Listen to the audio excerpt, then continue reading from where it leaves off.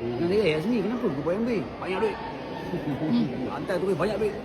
Macam dia tak suka duit. Banyak duit, tak ada aku buat. Lepas tu aku melancong free.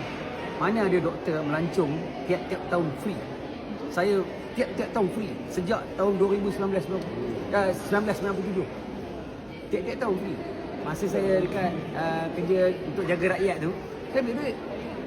Saya tak nak pergi ambil bagi 45,000. Dua kali tak pergi, jadi 90,000. Banyak tu kan? Memang betul cakap Kak Nam. Duit berlimpah. Lepas tu ada kawan saya kata, bagilah aku sikit. Kau tak nak pergi, kau malas je orang.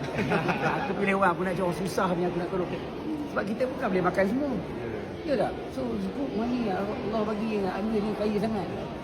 Esok saya nak cerita apa yang dia buat masa Covid. Mana ada direction dia buat, tapi kita tak nak lah compare. Saya orang marah pula kita. Kan? Kau orang tak tahu. Aku tahu sebab aku duduk dalam ni. Aku duduk dalam tu, aku tahu. MBA bagi banyak mana.